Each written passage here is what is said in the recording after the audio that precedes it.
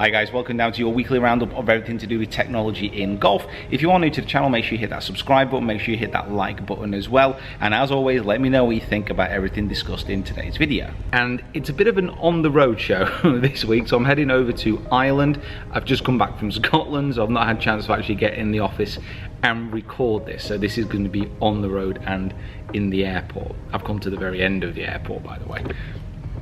It's very quiet down here. I'm going to start by looking at a lot of new ping gear which seems to be appearing on tour, and maybe just giving a little bit of a hint as to what's coming in a few months. So the first thing to look at is some irons that Tony Finau has been playing with. Now these are a forged iron. They've not been released by Ping, but maybe this is a look at what is to come. So you can see here from this picture, which is taken from Golf WRX, it's quite a classic bladed looking design. It's got the toe screw, which was introduced into ping irons quite recently, and you can see the forged stamping on the heel.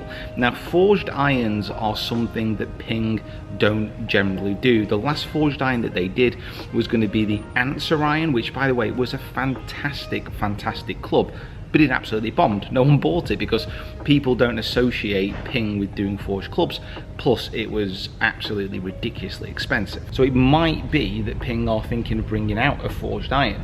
Now I wouldn't normally say that, but in conjunction with what their new glide wedges look like, it is a potential that we will see more Ping forged irons coming out. Because this goes on to the i210 irons from Ping. Now these are going to be replacing the i200s, you'd imagine. As far as the design, it looks very similar to the i range of irons that Ping have already brought out. With irons, with Ping, I always find that they are very slight advancements on what they've already done. The fact is with Ping irons, you can buy a set of ping irons from 6, 7, 8, 10 years ago and still get on with them absolutely fine. They are an absolutely quality, long-lasting product.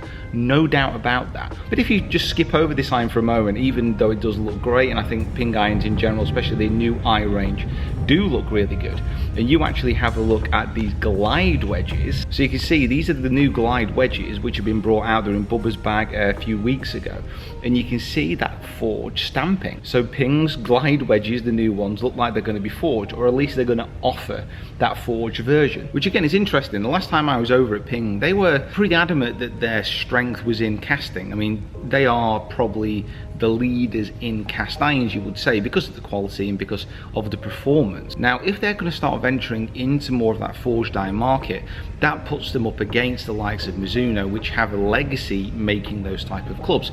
It's going to be interesting to see how they go with that, and as always, please comment below, let me know what you think. And moving on, it looks like we have what the new Titleist drivers are going to be looking at. So this is something that we covered in last week's show, but we didn't really have a massive amount of information on these clubs. But now we've got some proper pictures. So at the US Open this week, this is the TS2 and the TS3. Fly B, flight BE 353 to Newquay. I'm not going to Newquay. I don't do surfing. So you can see here from the pictures, the TS2 looks like it's going to have that weight really pushed quite a long way back. I think this is going to be their low, far back CG driver, probably aimed at more the handicapped golfer who likes the Titleist clubs.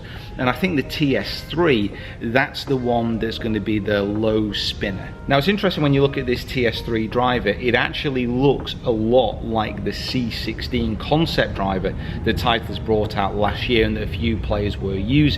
Now the C driver was exceptionally expensive, obviously with a concept. They released a couple and a few people got their hands on it, said it was great, but this looks like a more mass market version of that club. Now Titleist drivers for many years have been just such amazing quality. I don't think I made that quite clear enough in my last video, the fact that I really like Titleist clubs, but they have fallen by the wayside in the hardware market because other brands are appearing to be a little bit more exciting. Now if this driver is going to get back a little bit of that market share, I'm just not sure. Obviously it depends a lot on performance.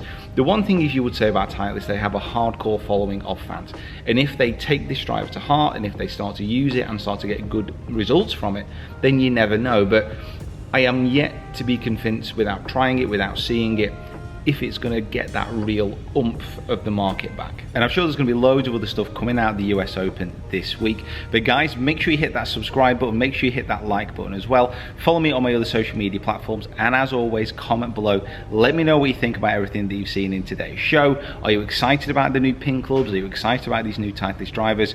I would love to know your reaction.